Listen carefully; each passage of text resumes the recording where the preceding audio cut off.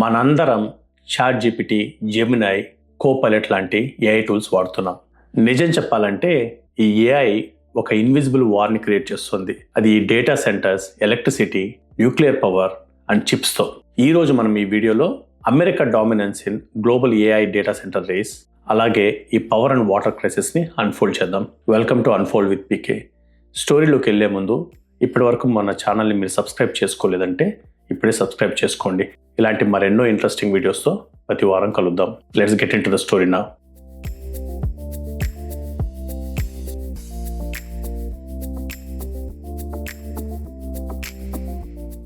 ఈ data centres విషయానికి వస్తే అమెరికా డామినెన్స్ చాలా క్లియర్గా కనపడుతుంది.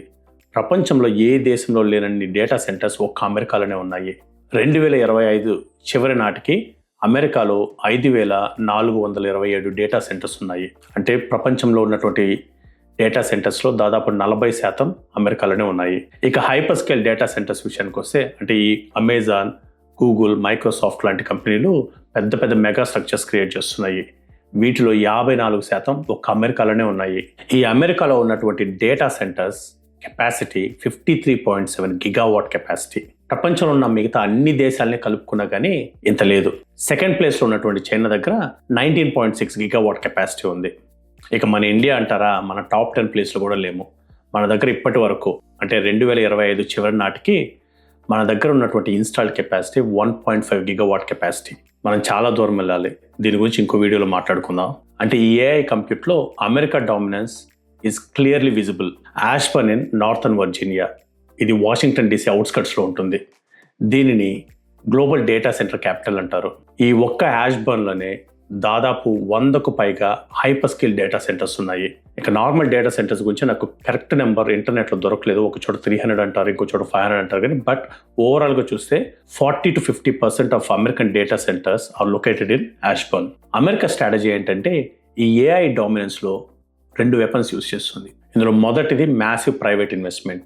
సింపుల్గా చెప్పాలంటే 2024లో American private companies AI and AI related ఇన్ఫ్రాస్ట్రక్చర్లో $109 బిలియన్ ఇన్వెస్ట్ చేశాయి. అంటే సెకండ్ ప్లేస్లో ఉన్నటువంటి చైనా కంటే కూడా 10 నుండి 12 రెట్లు ఎక్కువ ఇది. ఇక రెండోది ఎక్స్పోర్ట్స్ కంట్రోల్. అమెరికా ఈ అడ్వాన్స్ చిప్స్ అయినటువంటి అంటే ఎన్విడియా, ఏఎండి లాంటివి ఎక్స్పోర్ట్ చేయకుండా రెస్ట్రిక్ట్ చేస్తుంది. అంటే చైనా లాంటి కంట్రీస్కి ఇలాంటి అడ్వాన్స్ చిప్స్ అందుబాటులో లేకుండా అమెరికా రెస్ట్రిక్ట్ చేసింది. అలాగే వైట్ హౌస్ రీసెంట్గా అమెరికన్ ఏఐ ఎక్స్పోర్ట్స్ ప్రోగ్రామ్ని తీసుకొచ్చింది. దీని లక్ష్యం ఏంటంటే అమెరికా ఫ్రెండ్లీ కంట్రీస్ ఏవైతే ఉన్నాయో వీళ్ళకి మాత్రమే ఏఐ రిలేటెడ్ ఎక్స్పోర్ట్స్ చేయాలని నిర్ణయించుకున్నారు. ఇది వాళ్ళ ఎకనామిక్ అండ్ స్ట్రాటజిక్ డామినెన్స్ అన్నమాట. అంతా బాగానే ఉంది, కానీ ఈ డేటా సెంటర్స్ ఒక సైలెంట్ మాన్స్టర్ లాంటివి. ఇక్కడ 2 ఛాలెంజెస్ ఉన్నాయి. ఒకటి ఎలక్ట్రిసిటీ, రెండోది కూలింగ్. ఈ ఏఐ మోడల్స్ని ట్రైన్ చేయాలంటే ఎనార్మస్ ఎలక్ట్రిసిటీ కావాలి. సింపుల్గా చెప్పాలంటే ఒక్క 2024 సంవత్సరంలోనే ఈ డేటా సెంటర్స్ 415 టెరావాట్ అవర్స్ ఎలక్ట్రిసిటీని కన్జ్యూమ్ చేశాయి. ఇది ప్రపంచం మొత్తం కన్జంప్షన్లో 1.5% అనమాట. ఇంకో 5 ఏళ్లలో అంటే 2030 నాటికి ఈ డేటా సెంటర్ల ఎలక్ట్రిసిటీ కన్జంప్షన్ 945 టెరావాట్ అవర్స్కి చేరుకుపోతుంది.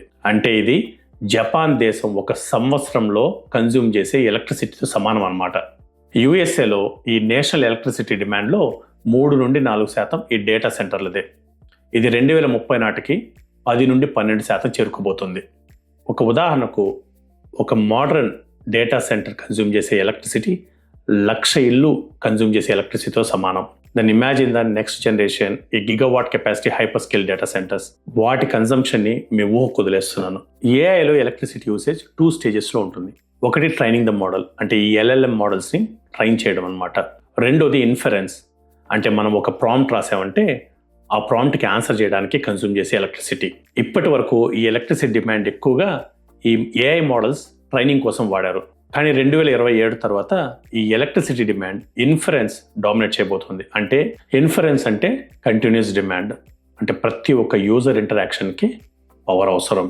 మనకందరికీ అర్థమయ్యేలా చెప్పాలంటే ఒక స్టడీ ప్రకారం చాట్ జీపీటీలో మనం ఒక ప్రాంప్ట్ వేసామనుకోండి, అది కన్జ్యూమ్ చేసే ఎలక్ట్రిసిటీ 0.3 వాట్ అవర్స్. ఈ నెంబర్ మీకు చాలా చిన్నదిగా అనిపించచ్చు, కానీ ఇమాజిన్ చేసుకోండి, ఒక 1000 ప్రాంప్ట్స్కి ఒక 60 వాట్ బల్బ్ 5 గంటల పాటు వెలగడంతో సమానం. ఇక ఈ అడ్వాన్స్ రీజనింగ్ మోడల్స్ అయినటువంటి ఓవన్ లాంటివి అయితే ఈ ఎలక్ట్రిసిటీ కన్జంప్షన్ 6 టైమ్స్ ఎక్కువ వాడతాయి అన్నమాట. అంటే ప్రపంచం మొత్తం రోజుకి కొన్ని కోట్లలో ఈ ఏఐకి ప్రాంప్ట్స్ వెళ్తున్నాయి. అంటే దీని ఎలక్ట్రిసిటీ కన్జంప్షన్ అనేది ఒక సైలెంట్ సునామీ లాంటిది. అంటే ఏఐ పవర్ డిమాండ్ అనేది టెంపరీ కాదు, it's going to be permanent. ఇక రెండోది కూలింగ్ క్రైసిస్. యుఎస్ఏలో 40% డేటా సెంటర్స్ ఈ వాటర్ స్ట్రెస్ రీజియన్స్ లో ఉన్నాయి. నార్థన్ వర్జీనియాలోని యాష్బర్న్లో గత 4 ఏళ్లలో ఈ ఏఐ డేటా సెంటర్ల వల్ల నీటి వినియోగం అనేది 63% పెరిగింది. ఇప్పుడు అక్కడ లోకల్ కమ్యూనిటీస్ ప్రొటెస్ట్ వల్ల ఇంకా $63 బిలియన్ వర్తున్నటువంటి డేటా సెంటర్ ప్రాజెక్ట్స్ ల్యాండ్ అవ్వకుండా డిలే అవుతున్నాయి. అంటే ఈ ఏఐ గ్రోత్ ఎన్విరాన్మెంటల్ సస్టైనబుల్కి డైరెక్ట్ కాన్ఫ్లిక్ట్ అనమాట. ట్రెడిషనల్ డేటా సెంటర్స్ ఎయిర్ కూలింగ్ను వాడతాయి, కానీ థర్మోడైనమిక్స్ ప్రకారం ఒక ర్యాక్ 41.3 కిలోవాట్ కన్నా ఎక్కువ వేడి ఉత్పత్తి చేసింది అనుకోండి, ఎలాంటి ఎయిర్ కూలింగ్ పనిచేయదు. అంటే అక్కడ వేడిని తగ్గించడం అసాధ్యం. అందుకే ఇప్పుడు ఈ లిక్విడ్ కూలింగ్ అండ్ ఇమ్మర్షన్ కూలింగ్కి డిమాండ్ పెరిగింది. లిక్విడ్ కూలింగ్ సిస్టమ్స్ అయితే 200 కిలోవాట్ వరకు కంట్రోల్ చేయగలవు. అంతేకాక కూలింగ్ ఎనర్జీ 90% వరకు తగ్గుతుంది. ప్లస్ హార్డ్వేర్ లైఫ్ స్పాన్ కూడా 3 నుంచి 4 సంవత్సరాల నుంచి 5 నుంచి 7 సంవత్సరాల వరకు పెరుగుతుందని అంచనా. అందుకే 2025లో ఈ లిక్విడ్ కూలింగ్ మార్కెట్ విలువ $3.7 బిలియన్ ఉంటే 2025 నాటికి ఇది దాదాపు $15 బిలియన్ పెరుగుతుందని అంచనా.